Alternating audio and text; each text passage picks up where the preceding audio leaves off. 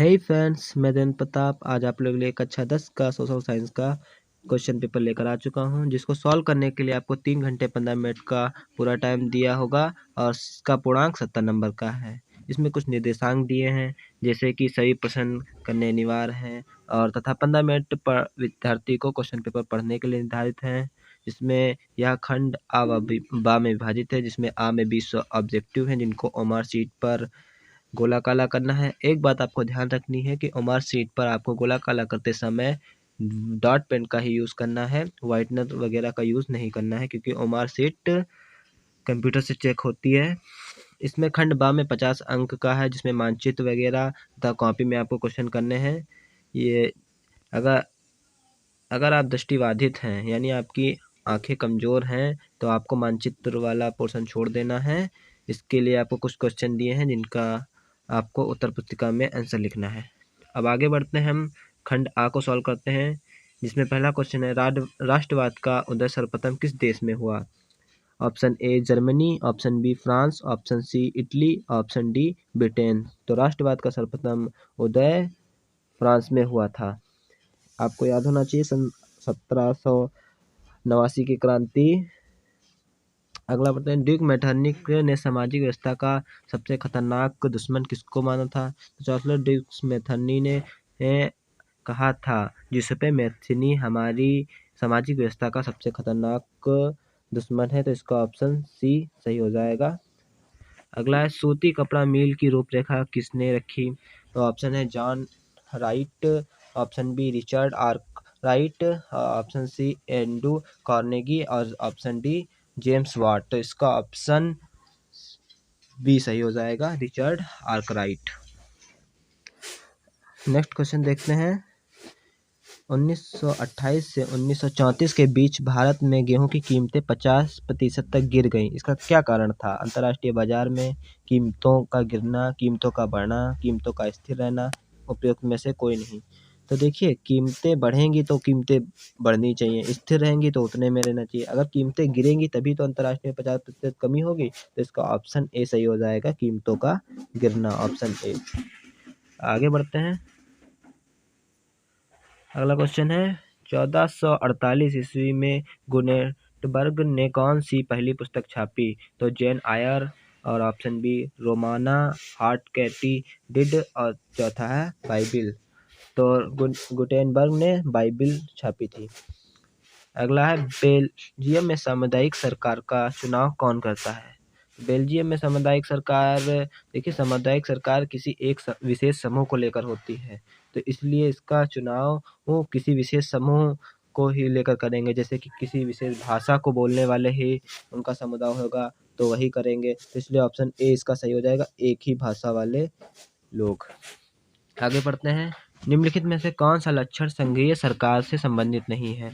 संघीय सरकार का अर्थ होता है कि जो केंद्र में हो, यानी केंद्र में जैसे कि हमारे प्रधानमंत्री वाली सरकार है। तो अब इसमें ऑप्शन आ दिया है, कठोर एवं लिखित संविधान, सशक्ति का केंद्रीकरण और संघ एवं राज्यों के मध्य शक्तियों का विभाजन या सर्वोच्च न्यायालय। देखिए सर्वोच्च न्यायालय भी केंद्र से रिलेटेड है, क्योंकि सर्वोच्च न्यायालय यानी सुप्रीम कोर्ट। तो ये ऑप्शन डी गलत हो जाएगा। तीसरा है, संघ एवं राज्य के मध्य शक्तियों का विभाजन, तो शक्तियों का विभाजन होता है, तो ये भी आपका गलत हो जाएगा। इसमें है कठोर एवं लिखित संविधान, तो कठोर भी है और लिखित संविधान भी है, ये भी गलत हो जाएगा। तो शक्तियों का केंद्रीकरण, क्योंकि उसके केंद्र के पास शक्तियों का केंद्रीकरण नहीं होता है, यहाँ पर संघ एवं राज्यों के बीच शक्तियों का विभाजन होता है, इसलिए ऑप्शन इसका बी सही हो जाएगा, शक्तियों का केंद्रीकरण। आगे बढ़ते हैं, निम्नलिखित में से लैंगिक असमानता को बढ़ावा देने का कारण नहीं है? ऑप्शन है श्रम का लैंगिक विभाजन, जैविक बनावट या समाज का पितृ प्रधानता या महिलाओं में साक्षरता दर की कमी। पहला देखिए, श्रम का लैंगिक विभाजन, यानी श्रम के रूप में लैंगिक विभाजन है कि लड़का ये काम करता है या लड़की ये काम करती है, ये तो है, इसमें पूछा नहीं है। दूसरा है जैविक बनावट, तो जैविक बनावट ही नहीं है, क्योंकि जैविक बनावट से कोई लेना देना नहीं है, तो यही ऑप्शन सही हो जाएगा। क्योंकि समाज में पितृ प्रधानता तो है और महिलाओं को साक्षरता दर में भी कमी है और श्रम का लैंगिक विभाजन भी है, तो इसका ऑप्शन बी सही हो जाएगा। आगे सांप्रदायिक की समस्या प्रारंभ होती है जब धर्म को ही राष्ट्र का आधार मान लिया जाता है, धर्म को राष्ट्र के अलग कर दिया जाता है, सभी धर्मों को समान रूप से माना जाता है, कुछ धर्म को ही प्रधानता दी जाती है। देखो सांप्रदायिक की भावना तभी चालू होती है कि हमने कुछ धर्म को ही प्रधानता दे दी। जैसे कोई 2 धर्म हैं उनको हमने ऊँचा मान लिया, कुछ धर्मों को हमने नीचा मान लिया, तो यही ये आपका ऑप्शन डी सही हो जाएगा। आगे बढ़ते हैं। निम्नलिखित में से कौन सा संघ सूची का विषय नहीं है? देखिए संघ सूची जो किसके पास हो, केंद्र के पास। तो देखिए प्रतिरक्षा, प्रतिरक्षा क्या है कि विदेशी हमले होते हैं जिनकी रक्षा करती है, तो विदेशी हमलों की रक्षा करने की जिम्मेदारी ये बचाव की केंद्र सरकार की होती है, यानी संघ सूची में ही आ गया। और दूसरा है मुद्रा, मुद्रा भाई एक मुद्रा, जैसे भारत देश है, भारत देश में आप किसी भी राज्य में चले जाएंगे तो मुद्रा वही रहेगी, तो मुद्रा भी इसका नहीं होगा। और तीसरा है शिक्षा, चौथा है विदेशी मामले, विदेशी मामले को भी सरकार देखती है, इसीलिए शिक्षा अब यहाँ पर आपका ऑप्शन सही हो जाएगा, क्योंकि शिक्षा जो है वो सीएम वाली सरकार देखती है, राज्य सूची देखती है। आगे है निम्न में से पंजाब में भूमि संकुचन का मुख्य कारण क्या है?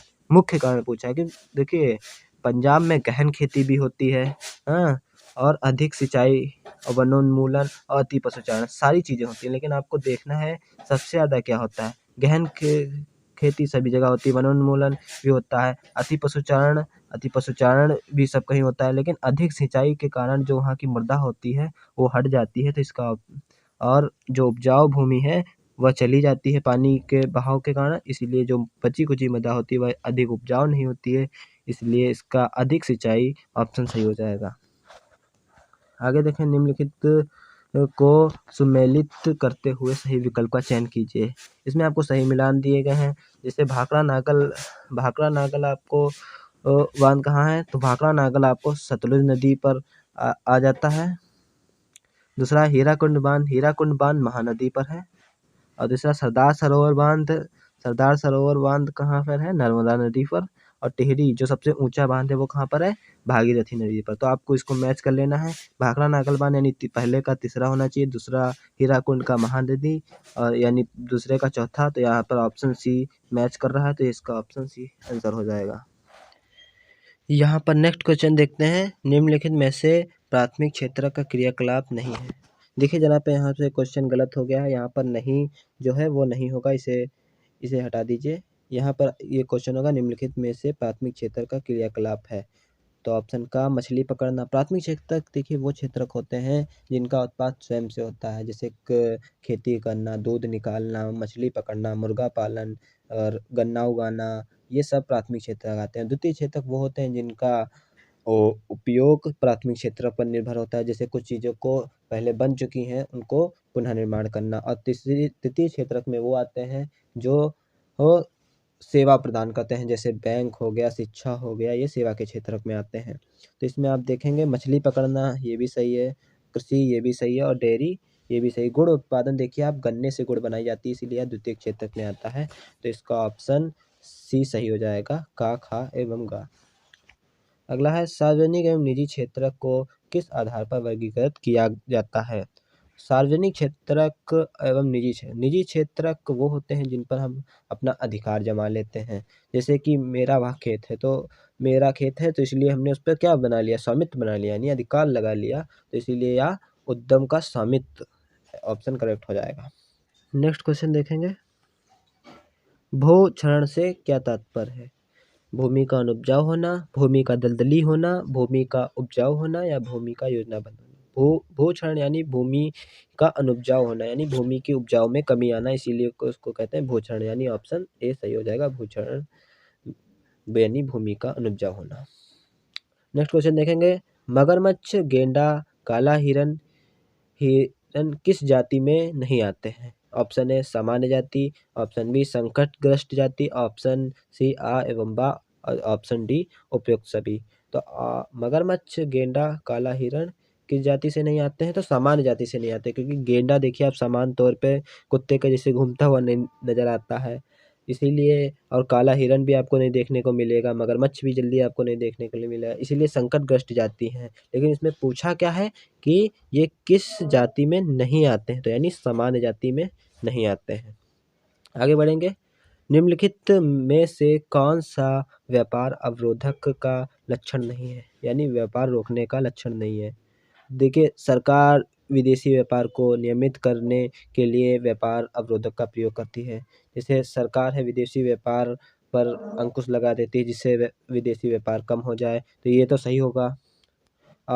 अगला है भारत मतलब सरकार का निर्णय ले सकती है कि देश में किसी प्रकार की वस्तुएं कितनी मात्रा में आयातित होनी चाहिए, यानी विदेश से कितनी वस्तुएं आनी या जानी चाहिए, तो ये भी सही हो जाएगा। अगला है विश्व व्यापार संगठन व्यापार को अवरोध बढ़ावा देना। अगला है अधिकतर देश व्यापार अवरोधक का प्रयोग अपने घरेलू उद्योग की सुरक्षा करने में करता है, तो ऑप्शन डी भी सही हो जाएगा। इसलिए ऑप्शन सी यहाँ पर सही हो जाएगा, क्योंकि यहीं पर विश्व व्यापार संगठन क्या है, क्योंकि विश्व व्यापार संगठन तो व्यापार को बढ़ावा देता है। इसमें लिखा है विश्व व्यापार संगठन व्यापार अवरोध को बढ़ाता है। अवरोध यानी रोक देता है, व्यापार को रोकता नहीं, क्योंकि विश्व व्यापार संगठन इसीलिए बनाया गया है ताकि सभी देश मिलकर के उसमें व्यापार कर सकें और अपने संसार की उन्नति कर सकें, इसीलिए यह व्यापार का अवरोध नहीं करता है। तो यहाँ पर ऑप्शन सी सही हो जाएगा। विश्व व्यापार संगठन व्यापार अवरोधकों को बढ़ावा देता है। ये नेक्स्ट क्वेश्चन देखते हैं यहाँ पर।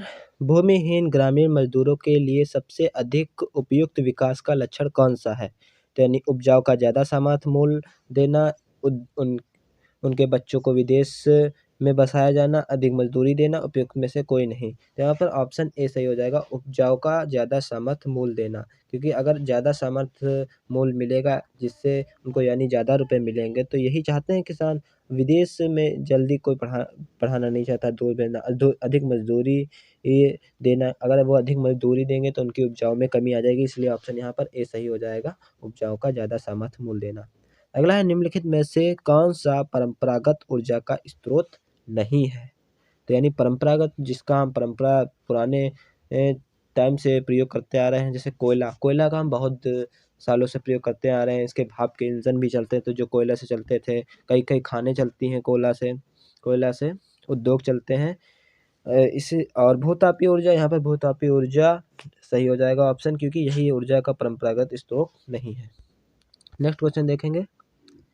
वैश्वीकरण का बहुराष्ट्रीय कंपनियों में निवेश पर क्या प्रभाव पड़ा, तो बहुराष्ट्रीय कंपनियों में निवेश में वृद्धि हुई।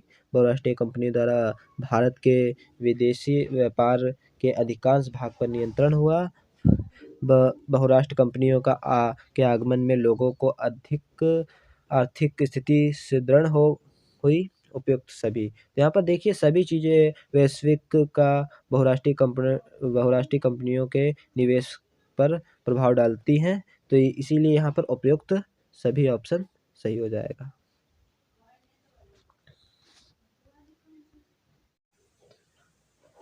तो यहाँ पर हमारे 20 ऑब्जेक्टिव क्वेश्चन सॉल्व हो चुके हैं। अगर वीडियो अच्छा लग रहा है तो लाइक कीजिएगा। अगर आप पांचों पेपर की वीडियो चाहते हैं तो हमारे चैनल को सब्सक्राइब भी करिए। चलिए अब खंड बा की तरफ बढ़ते हैं। इसमें वर्णनात्मक क्वेश्चन लिखने रहेंगे अपनी कॉपी पर, जिनका उत्तर 80 शब्दों में देना है।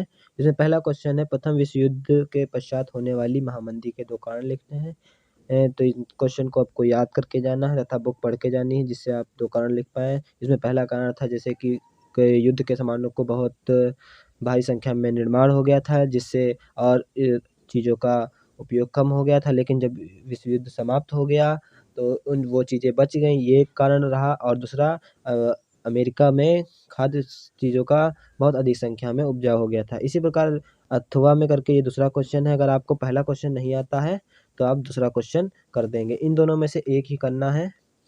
नेक्स्ट क्वेश्चन देखते हैं।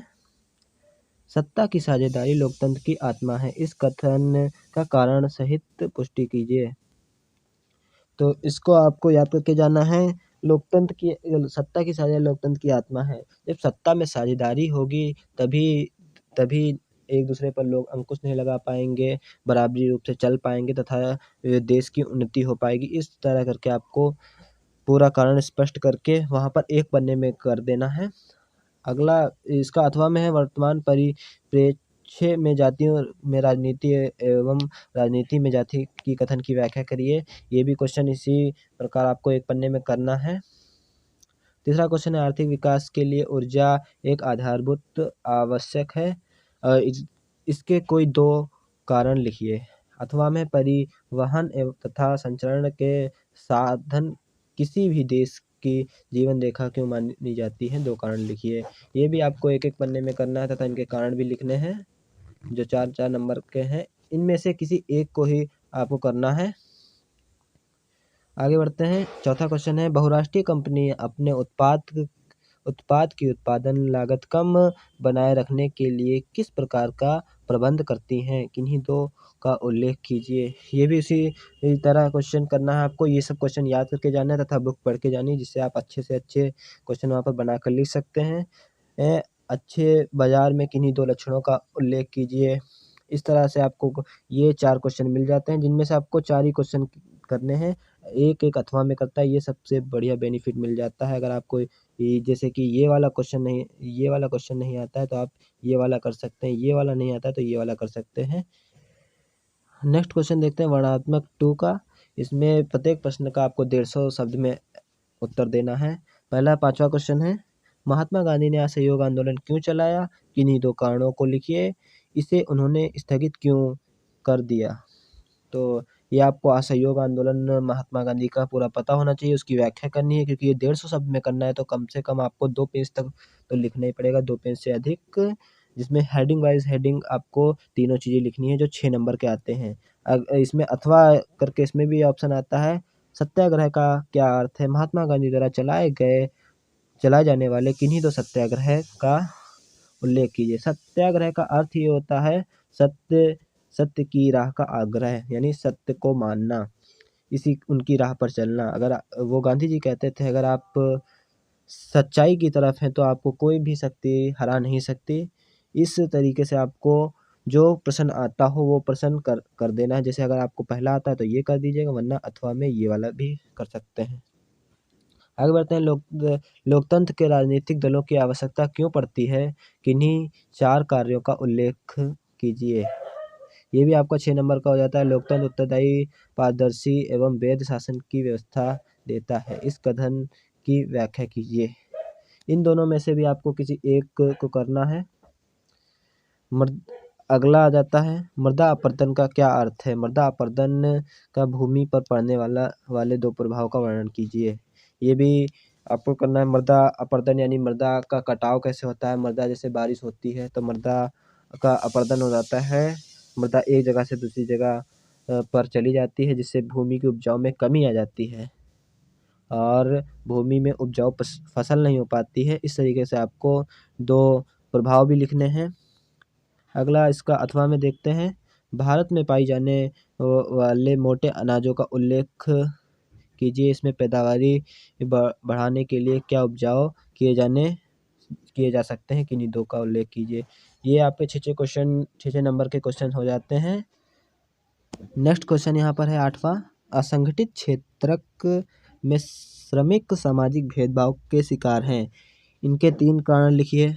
देखिए असंगठित क्षेत्रक वो क्षेत्रक होता है जिसमें आपको सरकारी काम नहीं मिलता है। सीधे समझे तो आप प्राइवेट जॉब कह सकते हैं, जिसमें आपको आपका मालिक कभी निकाल सकता है। जैसे आप मजदूरी करने गए तो इनको भेदभाव झेलना पड़ता है। आपको अगर सही काम नहीं करेंगे तो आपकी इनकम काट लेंगे। संगठित क्षेत्रक में ये नहीं होता है, जैसे कि संगठित क्षेत्रक में आपको इनकम सरकार वगैरह से मिलती है। इस तरह से जो असंगठित क्षेत्र के श्रमिकों पर पड़ने वाले 3 प्रभाव को आपको लिख देना है। अगला है मानव विकास सूचकांकों क्या है। मानव विकास को नापने वाले प्रमुख अवयवों का वर्णन कीजिए। या तो आपको अगर ये वाला पसंद आता है तो ये वाला करिएगा, ये वाला आता है तो ये वाला कीजिएगा। यहाँ पर अब हमारा पार्ट आ जाता है मानचित्र संबंधी प्रश्न, जिसमें 9वां क्वेश्चन लिखा है निम्नलिखित स्थानों को भारत के रेखा मानचित्र में चिन्ह डॉट चिन्ह द्वारा नाम सहित दर्शाइए और सही नाम व सही अंक हेतु 1/2 + 1/2 अंक निर्धारित है। तो यहाँ पर पहला क्वेश्चन दिया वह नगर जहाँ जलियांवाला बाग हत्याकांड हुआ। तो इसके लिए आपको पता रहना चाहिए कि जलियांवाला बाग हत्याकांड कहाँ हुआ था। जलियांवाला बाग हत्याकांड अमृतसर में हुआ था। तो इसे हम मानचित्र पे देखेंगे।